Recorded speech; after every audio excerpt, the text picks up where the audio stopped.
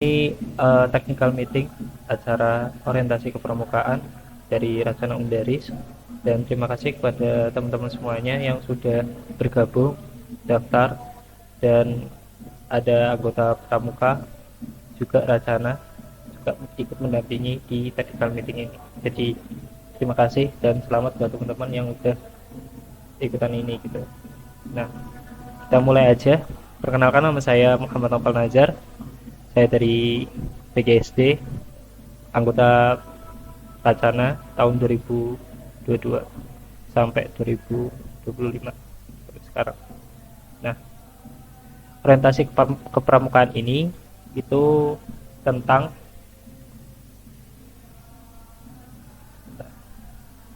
pengenalan kepramukaan. Jadi orientasi yang kita tahu itu pengenalan, dan ini khususnya di kepramukaan ini namanya okrum. Di orientasi kepramukaan ini tujuannya untuk mengenalkan apa sih pramuka itu di tingkat mana aja, misal SD, SMP, SMA, dan tingkat universitas.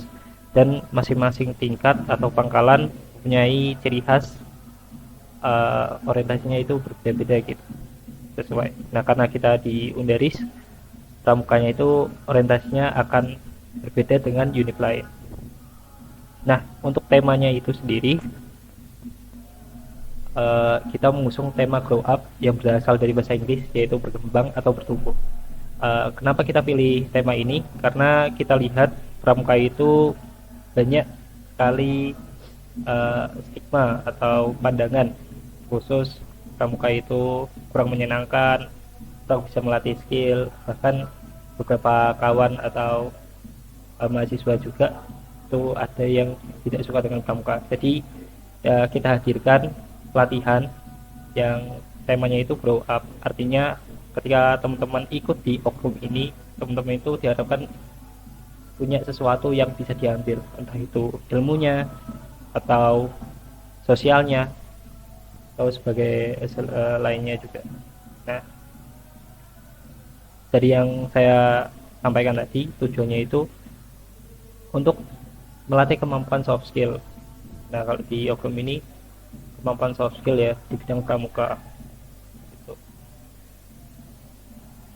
Kalau ada gangguan teman-teman, silahkan untuk komen atau apa ya, kasih saya instruksi. Misal ada gangguan mikrofon atau kurang jelas atau kayak gimana, silahkan di komen aja ya. Nah, untuk waktunya, jadi kita mulai di tanggal 10 Januari 2025, besok hari Jumat. Nah, karena ini juga kelas, jadi kita itu nggak satu hari kita selesai gitu loh. Jadi ada beberapa pertemuan, dan dari masing-masing kelas itu tentunya akan berbeda dari pertemuannya. Karena di okrum ini ada 3 kategori ya, nanti saya akan paparkan. Nah, jadi kita mulai dari 10 Januari 2025 itu acaranya offline, dan nanti pertemuan selanjutnya itu ke apa ya, ke masing-masing kelas gitu. Semisal nanti pelatihnya di kelas tertentu itu menghendaki 5 pertemuan atau 6 pertemuan, itu disesuaikan aja. Dan itu ada online-nya juga. Jadi offline-nya itu pas benar-benar dibutuhkan aja, nggak selamanya offline atau selamanya online. Jadi kita sistemnya hybrid sesuai kebutuhan. Nah, untuk pendaftaran okrum itu kita punya website sendiri teman-teman, bisa dicek di Instagramnya Racana official.racana Undaris. Itu Instagram kedua kami, karena yang pertama itu apa ya, kami tidak bisa mengakses, jadi kami membuat Instagram yang baru. Dan websitenya itu teman-teman bisa lihat sendiri. Nanti ada beberapa event kedepannya yang akan diadakan, seperti KMD, kursus mahir dasar, dan pendaftaran anggota ya, Racana. Nah, oke. Jadi kategori pelatihan di okrum ini ada 3 kelas teman-teman. Jadi pelatihan pramuka di sekolah itu membahas tentang bagaimana cara kita itu melatih menjadi pelatih atau menjadi pembina di sekolah dasar, dari persiapan sampai kegiatannya itu apa aja yang kita siapkan gitu agar bisa menjadi pelatih di pramuka sekolah dasar. Dan nanti insya Allah di kelas pelatihan pramuka di sekolah ini fokusnya itu ke cara teman-teman ngajar gitu, pembina. Dan nanti akan dihadirkan teman-teman itu untuk berkunjung di sekolah-sekolah yang emang rekan-rekan kami pernah ngajar di sana dan sedang ngajar aktif di sana. Jadi persiapin aja buat teman-teman yang masuk ke kelas ini. Yang kedua itu perencanaan acara pramuka. Nah, ini fokusnya ke kepanitiaan acara. Jadi bagaimana cara kita itu membuat acara kayak acara KMD, acara jambore yang di kampus, tingkatnya kampus. Jadi bagaimana cara kita itu membuat itu dari sebelum sebelum acaranya dimulai, dari konsep, terus kepanitiaan, bagaimana manajemen kepanitiaan, bagaimana manajemen sosial media, dan bagaimana cara kita itu mengatur anggaran. Nah, itu semuanya akan dibedah di perencanaan acara pramuka. Dan kelas ketiga itu desain dan editing video, dan ini lebih ke fokus ke bagaimana cara kita membuat pamflet, postingan, video kegiatan, mungkin podcast seperti itu. Nah, untuk selanjutnya di pelatihan pramuka di sekolah dasar itu nanti ada beberapa materi, ibaratnya bab ya. Yang pertama itu orientasi pramuka di sekolah dasar, itu seperti pengenalannya juga, pengenalan pramuka di sekolah dasar itu tingkatannya itu apa aja, kayak siaga, penggalang, kayak gitu. Dan kita itu harus tahu karakter sekolah anak SD itu kayak gimana. Jadi ini bab orientasi ini itulah kayak pengenalan itu. Terus yang kedua persyaratan membina pramuka di sekolah dasar. Jadi sebelum teman-teman itu melatih menjadi pelatih atau pembina di sekolah dasar, itu kan ada persyaratannya. Yang pertama itu harus sudah punya sertifikat KMD gitu, atau sudah pernah pengalaman mengajar. Nah, jangan khawatir buat teman-teman yang mau ikutan belum punya pengalaman gitu. Kami punya teman-teman yang udah ada di sana di SD. Jadi teman-teman tinggal ngikut aja ke rekan kami untuk mengajar di sana. Dan itu gratis gitu loh. Semisal kita nggak tahu ke depannya atau ada sekolah yang butuh pelatih pramuka, itu bisa teman-teman bisa ambil itu. Siapa tahu buat tambah-tambah uang jajan kan ya, kayak gitu. Yang ketiga itu materi pramuka SD. Jadi ini di SD itu kan siaga sama penggalang, itu materinya apa aja nanti akan dikulik di situ. Terus yang selanjutnya penyusunan kegiatan pramuka SD. Jadi penyusunan kegiatan itu nggak serta-merta kita langsung ngajar aja ya, tapi ada kayak jadwal, bikin proposal kayak gitu, bikin laporan, itu nanti akan dibahas di sana. Jadi nggak serta-merta kita ngajar, kayak guru juga ya, butuh modul ajar dulu baru bisa kita ngajar. Jadi ada step-stepnya gitu. Yang terakhir ya selanjutnya ada penilaian pramuka di SD. Jadi penilaiannya semisal anak-anak yang aktif, anak-anak yang kurang aktif, itu kita juga nilai teman-teman. Nggak serta-merta kita udah ngajar nggak ada evaluasi.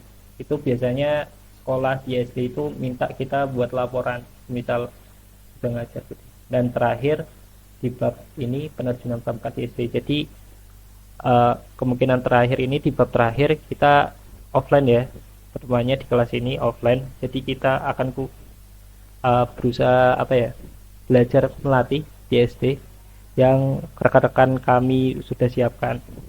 Jadi dipersiapkan matang-matang teman-teman yang pilih pelatihan pramuka di SD.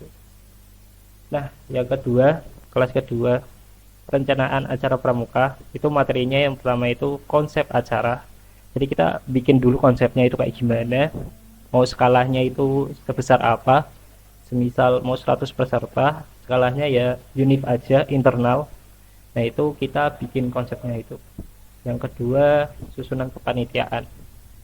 Nah, jadi di sini belajar bagaimana yang dibutuhkan dalam acara itu apa aja. Misal ketua pasti ya kita butuh, atau wakil. Nah, wakil itu simpang siur sih. Ada yang acara yang membutuhkan wakil, ada yang enggak. Jadi apa ya, disesuaikan dengan kebutuhan gitu. Sampai rentetannya itu sampai humas atau ke bawah-bawahnya itu kita detailkan di sana. Dan yang ketiga, pembedahan proposal kegiatan KMD 2023. Nah, pembedahan proposal kegiatan KMD 2023 ini sebenarnya kami Racana udah mengadakan KMD tahun 2023 di Undaris. Jadi eh, teman-teman yang ikut kelas ini akan belajar bagaimana caranya membuat proposal KMD gitu. Kita bedah semuanya dari hingga konsep sampai RAB, rancangan anggaran biayanya. Jadi kita benar-benar transparan sebagai mungkin. Kita juga ngasih tahu ke teman-teman yang mau daftar atau yang jadi panitia, dananya itu segimana sih gitu. Nah, yang selanjutnya promosi kegiatan pramuka. Nah, ini nyangkut ke apa ya, humas sama ketua gitu. Jadi di bagian promosi kegiatan pramuka ini kepanitiaan semuanya itu eh, harus promosikan apa ya, kegiatan pramuka ini. Misal contoh KMD, kita sebagai bagaimana cara kita untuk marketing ya, jadi sales gitu, untuk mengikat gitu.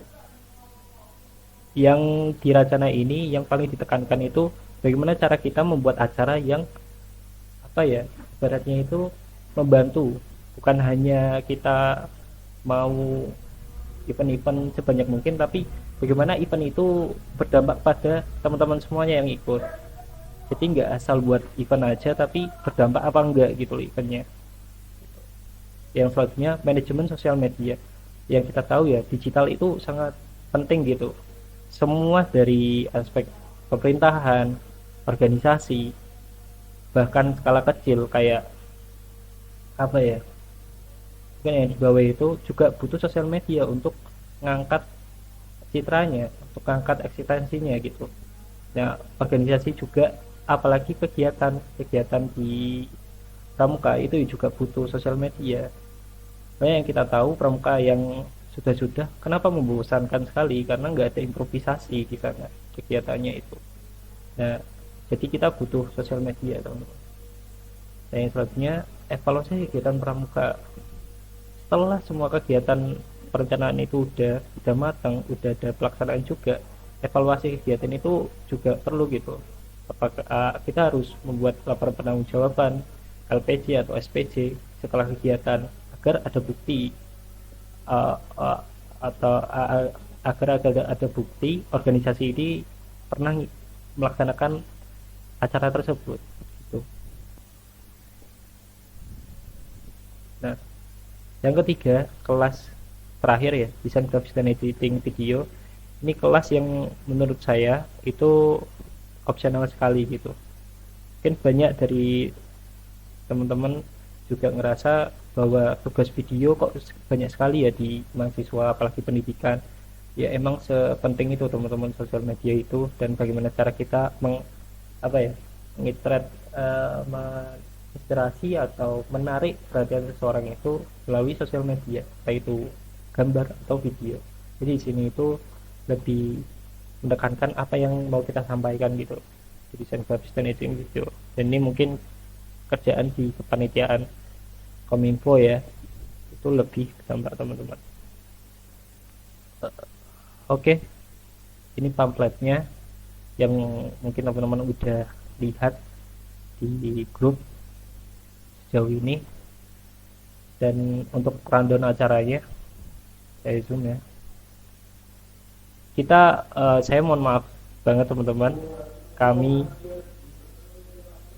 panitia untuk di aula kami tidak apa ya, tidak menggunakannya karena mengingat pesertanya juga tidak membludak sekali, dan karena itu kami panitia juga memilih gedung yang kiranya apa ya, pas aja sama peserta. Jadi kita pilih gedung B. Dan untuk kegiatannya karena bareng-bareng, jadi dimulainya di masing-masing kategori itu, kelasnya itu dimulai secara berbarengan. Jadi ada pos-posnya masing-masing seperti itu. Nah, mungkin itu aja pemaparan dari saya. Kalau ada pertanyaan silahkan komen, atau mau langsung buka mic juga enggak apa-apa, open mic seperti itu. Terima kasih.